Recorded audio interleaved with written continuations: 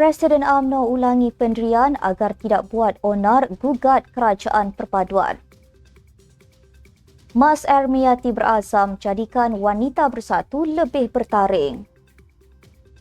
Syuhaili jawab Tun M berhubung dakwaan polis dan kerajaan terlalu keras tangani isu GISP. TMJ jelaskan cuti hujung minggu diputuskan mengikut kehendak rakyat. Isu libatkan tuntutan di kawasan Laut Cina Selatan harus diuruskan secara bersama menerusi pendekatan ASEAN. Sultan Pahang titah Kerajaan Persekutuan pertimbang semula pembinaan hentian RNR di LTU.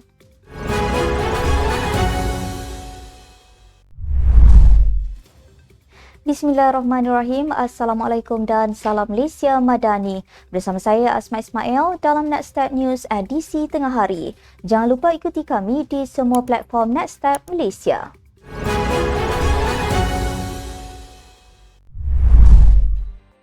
Presiden UMNO Datuk Seri Ahmad Zahid Hamidi bertegas dengan pendiriannya dan mengingatkan ahli parlimen untuk tidak membuat masalah yang boleh menggugat kerajaan perpaduan. Perkara itu disampaikan Ketua Pembangkang DUN Kelantan Muhammad Shahbudin Hashim. Katanya Ahmad Zahid ketika sesi Pre-Council BN yang berlangsung di Dewan Tun Hussein On Pusat Dagangan Dunia WTC mengingatkan wakil rakyat bahawa kerjasama yang terbentuk itu sehingga PRU16. Adun Galas itu berkata Presiden UMNO itu turut mengingatkan tentang aku janji yang telah dimeterai antara wakil rakyat dengan parti. Menyentuh mengenai sesi pre-council, Shahbudin memberitahu Ahmad Zahid meminta ke semua wakil rakyat BN menjalankan amanah dengan baik serta berkesan. Presiden UMNO meminta semua wakil rakyat parti turun padang dan menjuarai isu rakyat dengan menyelesaikan segala permasalahan yang timbul. Mas Ermiati Syamsuddin berazam menjadikan wanita bersatu lebih bertaring. Sekaligus menolak sayap itu berterusan dicop sekadar perhiasan selepas 8 tahun parti ditubuhkan. Menerusi wawancara FMT, ahli Parlimen Masjid Tanah itu dinamakan Ketua Wanita Baharu Bersatu selepas menang tanpa bertanding pada pemilihan parti bulan depan apabila penyandang Rina Harun tidak mempertahankan jawatan. Tanpa menafikan peranan pemimpin terdahulu, Mas Ermiati berkata, tiba masanya wanita bersatu yang dikenali sebagai Sri Kandi tampil garang dalam menjuarai isu rakyat, terutamanya menjadi ejen pendesak kepada pucuk pimpinan parti supaya kerajaan melaksanakan dasar dan polisi menguntungkan rakyat. Beliau berkata fokusnya adalah menjadikan sayap wanita mempunyai suara yang boleh memberi impak dan pendesak kepada pemerintah. Mas Ermiati juga tidak mahu wanita bersatu menjadi juara dalam kalangan ahlinya sahaja tetapi tidak kepada rakyat.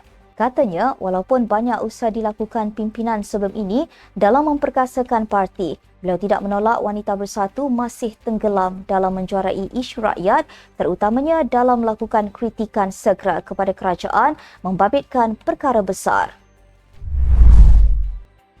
Pengarah Jabatan Siasatan Jenayah Bukit Aman Datuk Seri Muhammad Syuhaili Muhammad Zain menyifatkan dakwaan bekas Perdana Menteri Tun Dr. Mahathir Mohamad bahawa polis dan kerajaan bertindak terlalu keras dalam menangani isu GISP sebagai tidak tepat.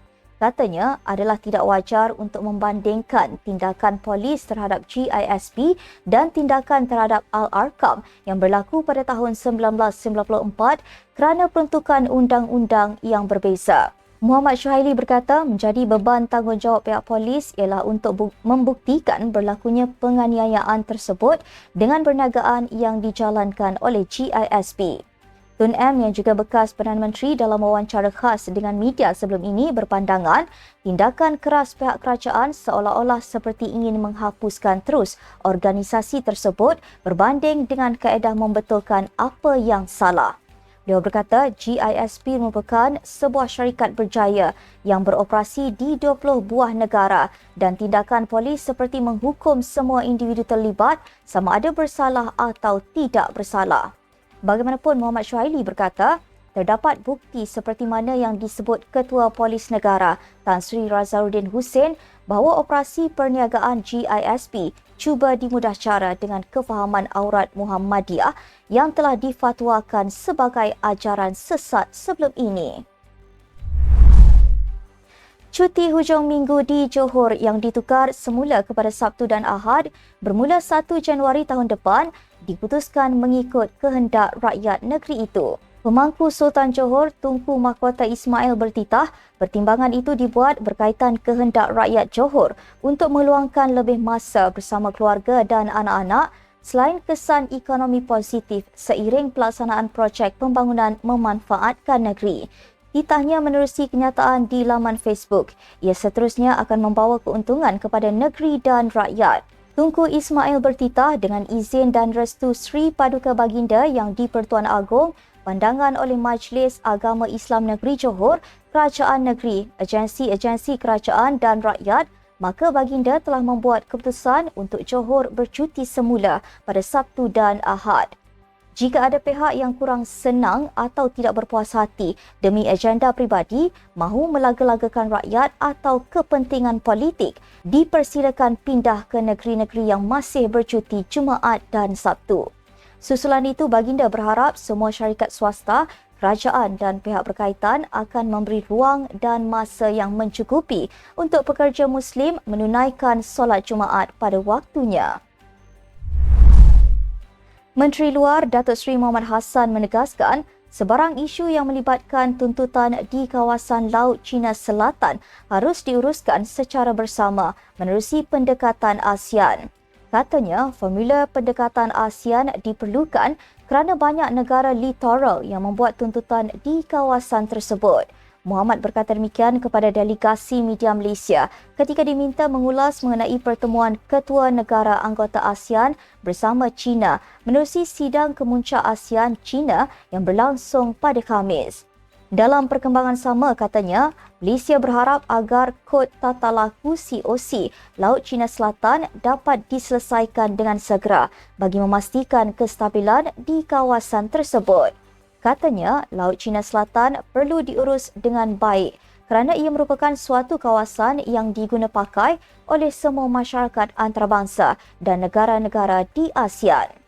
Terdahulu, Perdana Menteri Datuk Seri Anwar Ibrahim menggesa semua pihak dalam blok ASEAN menyatakan komitmen dalam kepentingan mengekalkan keamanan dan kestabilan di Laut Cina Selatan. Sultan Pahang Al-Sultan Abdullah Riayatuddin Al-Mustafa Billah Shah menitahkan Kerajaan Persekutuan melalui Kementerian Kerja Raya dan Kementerian Ekonomi mempertimbangkan semula pembinaan projek Rehat dan Rawat RNR di lingkaran tengah utama LTU.